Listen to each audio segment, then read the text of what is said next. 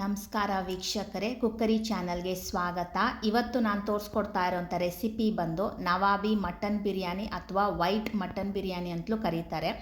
ಯಾವಾಗಲೂ ತುಂಬ ಮಸಾಲೆನ ರುಬ್ಬಿ ಹಾಕಿ ಮಾಡೋವಂಥ ಬಿರಿಯಾನಿ ತಿಂದು ಬೋರ್ ಆಗಿದೆ ಅಂತಂದರೆ ಇದು ಒಂಥರ ಲೈಟಾಗಿರುತ್ತೆ ಮತ್ತು ತುಂಬ ಫ್ಲೇವರ್ಫುಲ್ ಆಗಿರೋ ಬಿರಿಯಾನಿ. ಇದನ್ನು ನಿಮ್ಮ ಮನೇಲಿ ಒಂದು ಸತಿ ಟ್ರೈ ಮಾಡಿ.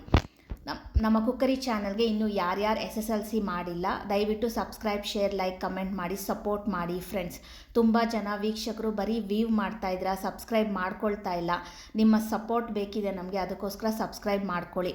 ಇವತ್ತಿನ ಮಟನ್ ಬಿರಿಯಾನಿಗೆ ಬೇಕಾಗಿರುವಂಥ ಇಂಗ್ರೀಡಿಯೆಂಟ್ಸ್ ಏನೇನು ಅಂತ ನೋಡ್ಕೊಳ್ಳೋಣ. ಮೊದಲನೇದಾಗಿ ಮಟನ್ ತೊಗೊಂಡಿದ್ದೀನಿ, 3/4 kg ಅಷ್ಟು. ಬಾಸ್ಮತಿ ರೈಸ್ ತೊಗೊಂಡಿದ್ದೀನಿ, ಇದರಲ್ಲಿ 1.5 ಲೋಟದಷ್ಟು ತೊಗೊಂಡಿದ್ದೀನಿ ನಾನು. ಅದನ್ನು 20 ನಿಮಿಷಗಳ ಕಾಲ ಸೋಕ್ ಮಾಡಿದ್ರೆ ಸಾಕು. ಕೋಕೋನಟ್ ಮಿಲ್ಕ್ ತೊಗೊಂಡಿದ್ದೀನಿ 1 ಕಪ್ಪಷ್ಟು. ಇದರಲ್ಲಿ 1 ಲೋಟದಷ್ಟು ನಾನು ಕೋಕೋನಟ್ ಮಿಲ್ಕ್ನ ತೊಗೊಂಡಿದ್ದೀನಿ. 1 ಈರುಳ್ಳಿನ ಹೆಚ್ಚಿಟ್ಕೊಂಡಿದ್ದೀನಿ, ದಪ್ಪದಾಗಿ ಹೆಚ್ಚಿಟ್ಕೊಂಡಿದ್ದೀನಿ. ಹಸಿ ಮೆಣಸಿನ್ಕಾಯಿ ತೊಗೊಂಡಿದ್ದೀನಿ 12ಅಷ್ಟು, ಅದನ್ನ ಸ್ಲಿಟ್ ಮಾಡಿ ಇಟ್ಕೊಂಡಿದ್ದೀನಿ. ಜಿಂಜರ್ ಗಾರ್ಲಿಕ್ ಪೇಸ್ಟ್ ತೊಗೊಂಡಿದ್ದೀನಿ 2 ಟೇಬಲ್ ಸ್ಪೂನು. ಮತ್ತು ಸ್ವಲ್ಪ 1 ಪಾಡಷ್ಟು ಗಾರ್ಲಿಕ್ಕು ಮತ್ತು 2 ಇಂಚಷ್ಟು ಶುಂಠಿನ ಹೆಚ್ಚಿಟ್ಕೊಂಡಿದ್ದೀನಿ. ಅಂದರೆ ಬೆಳ್ಳುಳ್ಳಿನ ಏನು ಹೆಚ್ಚೋದು ಬೇಡ. 1 ಈರುಳ್ಳಿನ ಸಣ್ಣದಾಗಿ ಹೆಚ್ಚಿಟ್ಕೊಂಡಿದ್ದೀನಿ. ಪುದೀನ ಸೊಪ್ಪು ಸ್ವಲ್ಪ ತೊಗೊಂಡಿದ್ದೀನಿ. ಚಕ್ಕೆ 3 ಪೀಸ್ ತೊಗೊಂಡಿದ್ದೀನಿ. ಲವಂಗ 6 ತೊಗೊಂಡಿದ್ದೀನಿ. ಮರಾಠಿ ಮೊಗ್ಗು 4, ಪೆಪ್ಪರು ಸ್ವಲ್ಪ ತೊಗೊಂಡಿದ್ದೀನಿ. ಸ್ಟಾರ್ ಅನೇಸ್ 2 ತೊಗೊಂಡಿದ್ದೀನಿ. ಮತ್ತು ಏಲಕ್ಕಿನ 5 ತೊಗೊಂಡಿದ್ದೀನಿ. ಶಾಜೀರ 1 ಟೇಬಲ್ ಸ್ಪೂನಷ್ಟು ತೊಗೊಂಡಿದ್ದೀನಿ. ರುಚಿಗೆ ಬೇಕಾಗಿರೋಷ್ಟು ಉಪ್ಪನ್ನು ಬಳಸ್ತೀನಿ. 2 ಟೇಬಲ್ ಸ್ಪೂನಷ್ಟು ತುಪ್ಪನ ಬಳಸ್ತೀನಿ. ಮತ್ತು 1/4 ಬಟ್ಲಷ್ಟು ಎಣ್ಣೆನ ಬಳಸ್ತೀನಿ. ಈಗ ಒಂದು ಕುಕ್ಕರ್ ಇಟ್ಕೊಳ್ಳೋಣ. ಕುಕ್ಕರ್ಗೆ ಎಣ್ಣೆ ಹಾಕ್ಬಿಟ್ಟು ಒಂದು 2 ಟೇಬಲ್ ಸ್ಪೂನಷ್ಟು ಎಣ್ಣೆ ಹಾಕಿದ್ದೀನಿ. ಅದಕ್ಕೆ ನಾವೇನು ತೊಗೊಂಡಿದ್ವಲ್ಲ ಮಟನ್ನು, ಅದನ್ನು ಹಾಕಿ ಸ್ವಲ್ಪ ನೀರು ಬಿಟ್ಟು ಹಿಂಗೋವರೆಗೂ ಹಿಂಗಿಸ್ಕೊಳ್ಳೋಣ. ಅದಕ್ಕೆ ಸ್ವಲ್ಪ ಉಪ್ಪು ಹಾಕ್ತೀನಿ, ನೀರು ಬೇಗ ಬಿಡಲಿ ಅಂತ ಅಂದ್ಬಿಟ್ಟು. ಮತ್ತು ಸ್ವಲ್ಪ ಮಟನ್ಗೂ ಕೂಡ ಉಪ್ಪು ಹಿಡ್ಕೊಳ್ಳುತ್ತೆ. ಸ್ವಲ್ಪ ಮಟನಿಂದ ನೀರು ಬಿಟ್ಟು ಅದು ಹಿಂಗಿಸ್ಕೋಬೇಕು ಚೆನ್ನಾಗಿ, ಇಲ್ಲಾಂದರೆ ಒಂಥರ ಹಸಿ ವಾಸನೆ ಉಳಿದು ಬಿಡುತ್ತೆ. ಅದಕ್ಕೋಸ್ಕರ ಸ್ವಲ್ಪ ಮುಚ್ಚಿಟ್ಟು ಇದು ಮಾಡಿಕೊಂಡ್ರೆ ಅದು ನೀರೆಲ್ಲ ಬಿಟ್ಟು ಹಿಂಗುತ್ತೆ ಚೆನ್ನಾಗಿ. ನೋಡಿ, ಈ ಥರ ನೀರು ಬಿಟ್ಕೊಂಡು ಆ ನೀರೆಲ್ಲ ಹಿಂಗಬೇಕು, ಆವಾಗಲೇ ಚೆನ್ನಾಗಾಗೋದು. ಚಿಕನ್ ಆಗಲಿ ಮಟನ್ ಆಗಲಿ ಈ ಪ್ರೊಸೀಜರ್ ಫಾಲೋ ಮಾಡಬೇಕು, ಇಲ್ಲಾಂದರೆ ಹಸಿ ವಾಸನೆ ಹೋಗೋದಿಲ್ಲ ಒಂಥರ. ನೋಡಿ, ಈಗ ಚೆನ್ನಾಗಿ ನೀರೆಲ್ಲ ಹಿಂಗಿದೆ. ಇವಾಗ ನಾನು ಹೇಳಿದ್ನಲ್ಲ ಸ್ಪೈಸಸ್ ಏನೇನು ಹೇಳಿದೆ ಅದೆಲ್ಲವನ್ನು ಹೋಲಾಗಿ ಅದೇ ಥರ ಹಾಕ್ಕೊಳ್ಳೋದು. ಮಟನ್ಗೆ ಹಾಗೆ ಹಾಕ್ಕೊಳ್ಳಿ.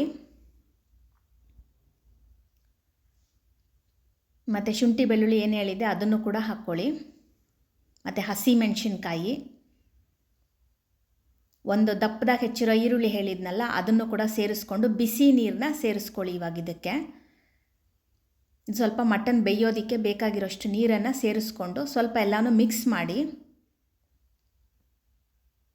ಇದನ್ನು ಈಗ ಕುಕ್ಕರ್ ಲಿಡ್ಡನ್ನ ಮುಚ್ಚಿ ನಾವೊಂದು 3 ವಿಸಲ್ ಮಾಡ್ಕೊತಾ ಇದ್ದೀನಿ. ಮಟನ್ ಎಳೆದಾಗಿದ್ದರೆ 3 ವಿಸಲ್ ಸಾಕಾಗುತ್ತೆ. ಸ್ವಲ್ಪ ಬಲ್ತಿದೆ ಅಂದರೆ ಸ್ವಲ್ಪ ಜಾಸ್ತಿ ವಿಷಲ್ ಮಾಡ್ಕೊಳ್ಳಿ.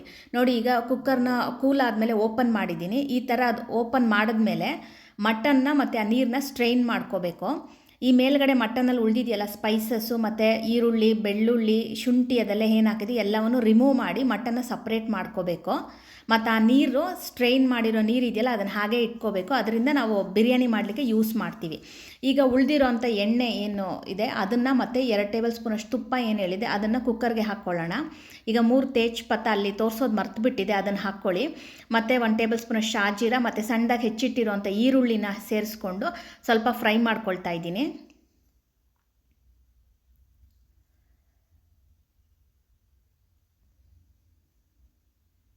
ಈಗ ಇದಕ್ಕೆ 2 ಟೇಬಲ್ ಸ್ಪೂನಷ್ಟು ಶುಂಠಿ ಬೆಳ್ಳುಳ್ಳಿ ಪೇಸ್ಟ್ ಹೇಳಿದ್ನಲ್ಲ ಅದನ್ನು ಚೆನ್ನಾಗಿ ಹಾಕಿ ಫ್ರೈ ಮಾಡ್ಕೋಬೇಕು. ಹಸಿ ವಾಸನೆ ಎಲ್ಲ ಚೆನ್ನಾಗಿ ಹೋಗೋ ಥರ ಫ್ರೈ ಮಾಡ್ಕೋಬೇಕು ಶುಂಠಿ ಬೆಳ್ಳುಳ್ಳಿನ. ಈಗ ಅದಕ್ಕೆ ಸ್ವಲ್ಪ ಪುದೀನ ಸೊಪ್ಪು ಹೇಳಿದ್ನಲ್ಲ ಅದನ್ನು ಸೇರಿಸ್ಕೊಳ್ತಾ ಇದ್ದೀನಿ. ಈಗ ಮಟನ್ ಏನು ನಾವು ಬೇಯಿಸಿಟ್ಕೊಂಡಿದ್ವಲ್ಲ, ಸ್ಟ್ರೈನ್ ಮಾಡಿ ಸಪ್ರೇಟ್ ಮಾಡಿ ಇಟ್ಕೊಂಡಿದ್ವಲ್ಲ ಆ ಮಟನ್ನ ಸೇರಿಸ್ಕೊಂಡು ಸ್ವಲ್ಪ ಎಲ್ಲ ಚೆನ್ನಾಗಿ ಮಿಕ್ಸ್ ಮಾಡ್ತಾಯಿದ್ದೀನಿ. ಈಗ ನೋಡಿ, ಈ ಅಳತೆನಲ್ಲೀಗ ನಾನು 1 ಲೋಟದಷ್ಟು ಕಾಯಿ ಹಾಲನ್ನ ತೊಗೊಂಡಿದ್ದೆ, ಅದನ್ನು ಫಸ್ಟ್ ಆ್ಯಡ್ ಮಾಡ್ತಾ ಇದ್ದೀನಿ. ಈಗ ಇನ್ನು ಮಿಕ್ಕಿದ ಏನು 1/4 ಲೋಟ ಆ್ಯಡ್ ಮಾಡಬೇಕಿತ್ತು ಅದನ್ನು ನಾನು ಆ ನೀರು ಸ್ಟ್ರೈನ್ ಮಾಡಿ ಇಟ್ಕೊಂಡಿದ್ನಲ್ಲ ಆ ನೀರನ್ನ ಸೇರಿಸ್ಕೊಳ್ತಾ ಇದ್ದೀನಿ. ನಾನು ಕರೆಕ್ಟಾಗಿ ಹಾಕಿರೋದ್ರಿಂದ ಕರೆಕ್ಟಾಗಿ ಅದು 1/4 ಉಳಿದಿತ್ತು ನೀರು, ಅದನ್ನು ಕೂಡ ಸೇರಿಸ್ಕೊಂಡು ಮಿಕ್ಸ್ ಮಾಡ್ತಾ ಇದ್ದೀನಿ. ನೋಡಿ ಈ ಟೈಮ್ನಲ್ಲಿ ನಿಮಗೆ ಖಾರ ಏನಾದರೂ ಕಮ್ಮಿ ಆಯಿತು ಅಂತಂದರೆ ವೈಟ್ ಪೆಪ್ಪರ್ ಪುಡಿನ ಬಳಸ್ಕೊಳ್ಳಿ, ಮತ್ತು ರುಚಿಗೆ ಬೇಕಾಗಿರೋಷ್ಟು ಉಪ್ಪನ್ನು ಆ್ಯಡ್ ಮಾಡ್ಕೊಳ್ಳಿ. ಆ ನೀರಿನಲ್ಲೂ ಕೂಡ ಉಪ್ಪಿತ್ತು, ಮಟನ್ ಬೇಯಿಸಿರೋ ನೀರಿನಲ್ಲಿ ಸ್ವಲ್ಪ ನೋಡಿಕೊಂಡು ಉಪ್ಪು ಎಷ್ಟು ಬೇಕಾಗುತ್ತೆ ಅಂತ ಸ್ವಲ್ಪ ರುಚಿ ನೋಡಿ ಅಡ್ಜಸ್ಟ್ ಮಾಡಿ ಹಾಕ್ಕೊಳ್ಳಿ. ವೈಟ್ ಪೆಪ್ಪರ್ ಪುಡಿನೇ ಬಳಸಬೇಕು, ಬ್ಲ್ಯಾಕ್ ಪೆಪ್ಪರ್ ಪುಡಿ ಹಾಕಬಾರ್ದು, ಯಾಕಂದರೆ ಕಲರ್ ಚೇಂಜ್ ಆಗಿಬಿಡುತ್ತೆ. ನಾನು ಮೊದಲೇ ಹೇಳಿರೋ ಹಾಗೆ ಇದು ವೈಟ್ ಬಿರಿಯಾನಿ ಆಗಿರೋದ್ರಿಂದ ಬೆಳ್ಳಗಿರಬೇಕು. ಸ್ವಲ್ಪ ನನಗೆ ಖಾರ ಬೇಕು ಅನಿಸ್ತು, ಅದಕ್ಕೋಸ್ಕರ ಸ್ವಲ್ಪ ವೈಟ್ ಪೆಪ್ಪರ್ ಪುಡಿನ ಮಿಕ್ಸ್ ಮಾಡ್ತಾ ಇದ್ದೀನಿ. ಈಗ ನೀರು ಕುದಿ ಬಂದಮೇಲೆ ಬಾಸ್ಮತಿ ರೈಸು 20 ನಿಮಿಷ ನೆನೆಸ್ಕೊಂಡಿದ್ನಲ್ಲ ಅದನ್ನು ನಾನೀಗ ಸೇರಿಸ್ಕೊಂಡು ಮಿಕ್ಸ್ ಮಾಡ್ತಾ ಇದ್ದೀನಿ. ಇದು 20 ನಿಮಿಷ ನೆನೆಸಿರೋದ್ರಿಂದ 3 ವಿಷಲ್ ಬೇಕಾಗತ್ತೆ. ಈಗ 3 ವಿಷಲ್ ಮಾಡ್ಕೊಳ್ಳೋಣ. ಈಗ ನೋಡಿ 3 ವಿಷಲ್ ಆಗಿ ಕುಕ್ಕರ್ ಕೂಲ್ ಆಗಿದೆ. ಓಪನ್ ಮಾಡ್ತಾ ಇದ್ದೀನಿ. ವೈಟ್ ಬಿರಿಯಾನಿ ತುಂಬ ಚೆನ್ನಾಗಿ ಬಂದಿದೆ, ಒಳ್ಳೆ ಫ್ಲೇವರ್ಫುಲ್ಲಾದ ಬಿರಿಯಾನಿ ಇದು. ತುಂಬ ಸ್ಮೆಲ್ ಕೂಡ ತುಂಬ ಚೆನ್ನಾಗಿ ಬರ್ತಾ ಇದೆ. ಇದೊಂಥರ ಡಿಫ್ರೆಂಟ್ ಆಗಿರೋ ಬಿರಿಯಾನಿ. ನಿಮ್ಮ ಮನೇಲಿ ಒಂದು ಸತಿ ಟ್ರೈ ಮಾಡಿ. ಮನೆಯಲ್ಲಿ ವಯಸ್ಸಾದವರಿದ್ದಾರೆ, ತುಂಬ ರುಬ್ಬು ಹಾಕಿ ಮಸಾಲೆ ಹಾಕಿರೋ ಬಿರಿಯಾನಿ ತಿಂದು ಡೈಜೆಸ್ಟ್ ಮಾಡ್ಕೊಳಕ್ಕೆ ಆಗಲ್ಲ ಅಂತ ಅನ್ನೋರಿಗೆ ಈ ಬಿರಿಯಾನಿನ ಒಂದು ಸತಿ ಮಾಡಿಕೊಡಿ, ತುಂಬ ಇಷ್ಟಪಟ್ಟು ತಿಂತಾರೆ. ಈ ಬಿರಿಯಾನಿನ ಹಾಗೆ ಕೂಡ ತಿನ್ಬೋದು, ತುಂಬ ಟೇಸ್ಟಿಯಾಗಿ ಮತ್ತು ಫ್ಲೇವರ್ಫುಲ್ಲಾಗಿ ಇರುತ್ತೆ. ಬೇಕು ಅನಿಸಿದವರು ಮೊಸರು ಬಜ್ಜಿ ಜೊತೆ ತಿನ್ಬೋದು. ನಾನಿಲ್ಲಿ ಇದನ್ನು ಚಿಕನ್ ಚಾಪ್ಸ್ ಜೊತೆ ಸರ್ವ್ ಮಾಡಿ ತೋರಿಸಿದ್ದೀನಿ ನಿಮಗೆ. ಯಾರ್ಯಾರು ಈಗಾಗಲೇ ಸಬ್ಸ್ಕ್ರೈಬ್ ಮಾಡ್ಕೊಂಡಿದ್ದೀರಾ ಕುಕ್ರಿ ಚಾನಲ್ಗೆ, ಮತ್ತೆ ಸಬ್ಸ್ಕ್ರೈಬ್ ಬಟನ್ ಒತ್ತಬೇಡಿ, ಅದು ಅನ್ಸಬ್ಸ್ಕ್ರೈಬ್ ಆಗೋಗುತ್ತೆ. Thank you friends for watching our video.